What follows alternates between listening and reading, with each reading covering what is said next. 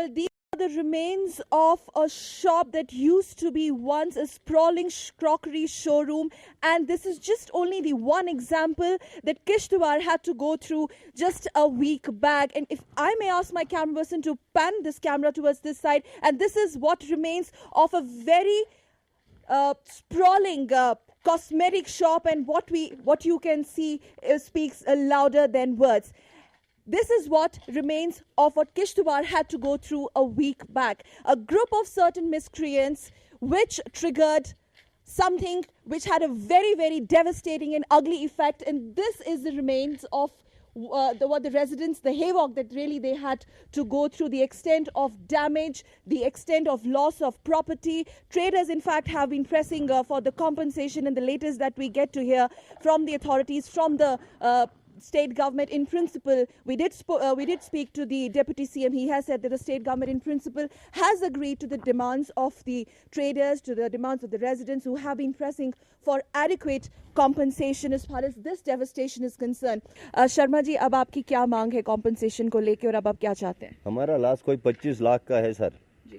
तो कंपनसेशन तो मिलना चाहिए। हमारे घर में शादी थी उस दिन, लड़की को जो ही विदा कर लिया था, आगे से सामान पड़ा था, उसका दहेज शेज सब कुछ वो कुछ लूट के कुछ जला दिया।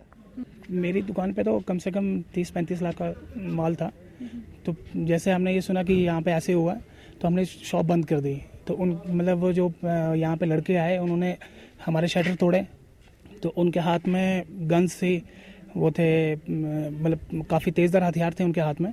तो उन्होंने पेट्रोल और प्लस गन पाउडर था कि जिससे कि उन्होंने मतलब विद इन 5 मिनट्स में मतलब मेरी जो दुकान थी वो बिल्कुल खाक कर दी उन्होंने।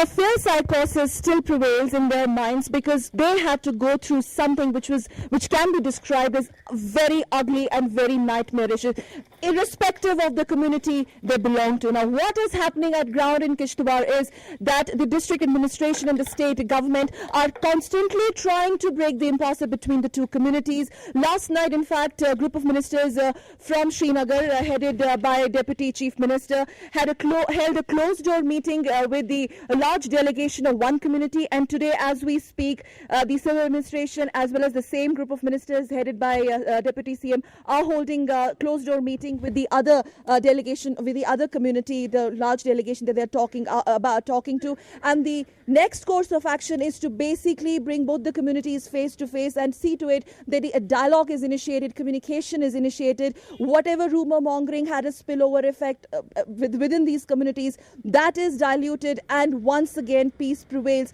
And we, of course, are in constant touch with the district administration, and we have been told that slowly life will certainly limp back to normalcy. But due to some miscreants, due to some vested political interference, vested political interests, people like Sharma and Gupta and many like them, again I repeat, irrespective of the communities, had to not only suffer a tremendous physical, tremendous mental torture, but also heavy loss of their properties, heavy loss of the only source of their income, their livelihood. With correspondent Anuj Yadav and camera person Rajesh Riki, this is Sakal Bhatt reporting from Kishtwar for DD News.